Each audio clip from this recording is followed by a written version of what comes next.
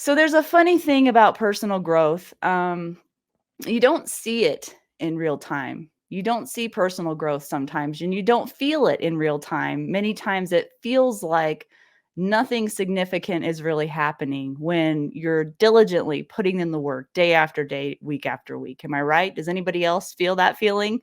And you know that you're trying and you know that you keep showing up, but you don't always see the fruits immediately, right?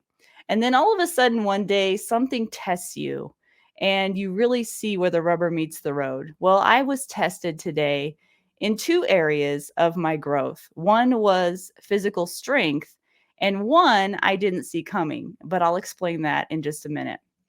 So I've been very consistently putting in work for the last few months in the fitness category of my personal growth, right? And I was sure that I would still be in the beginner slash novice category for this particular strength test that I was to do today, because sadly, that's where I've been most of my life. I'm just being honest, right? Except for that one time when I was in the best shape of my life, right? We all have that moment in our life. It's fleeting, like in your 20s usually, right? And how many times have you caught yourself assuming that, well, I'll probably do this good on fill in the blank, whatever it is, because that's how I've always done. And sadly, we do this in our lives all the time. We limit ourselves to the point of sabotaging our own personal growth, whether it be professionally, personally, on the range, in the gym, you name it. And sometimes we do this without even realizing it, right? So let me tell you a little story that's going to tie all this together. Funny enough, I just happened to be in Bible study today. And we were talking about Mark chapter 9, where a father brings his son to Jesus to be healed. And Jesus says in verse 23, all things are possible to him who believes. And immediately the boy's father cried out and said, I do believe. Help my unbelief. And that really hit me. Help my unbelief. How much faith or belief do we walk around with every day? And could we use more of it? I know I could. So here's an example of how letting that unbelief or doubt creep in and how it can ruin your progress and your potential if you're not careful. So today I was working up to my 1 rep max for strict shoulder presses. I started off decently easy. I put another 10 on and another 5 on, another 5 on until I got to a weight where I started to doubt. I started to think, uh-oh, this is getting heavy. I don't know if I can do this.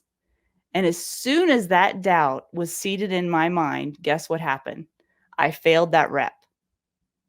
So I went back 5 pounds. Now think about that for a second. I was at this point and I just came back 5 pounds, and surprisingly, it seemed pretty easy compared to the lift I just tried that I failed. And I thought to myself, but wait, that's only a 5-pound difference.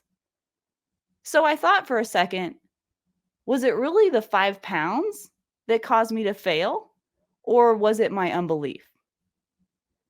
So what I did was I thought about it and I told myself, like, there's no reason that you shouldn't be able to lift this extra 5 pounds. There's no reason for that. So what did I do? I put the 5 pounds back on and I said to myself, do it.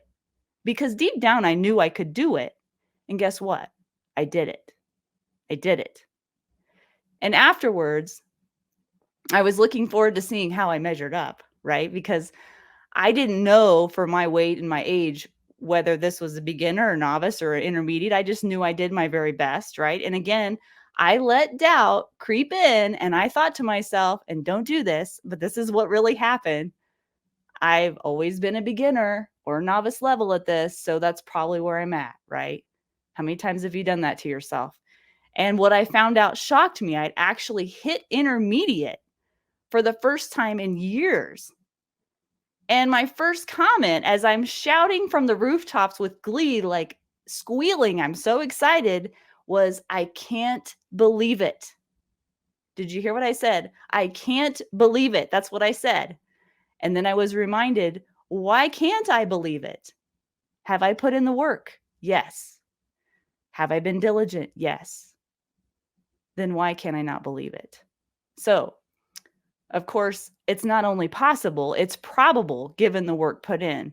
But there again, my belief was tested.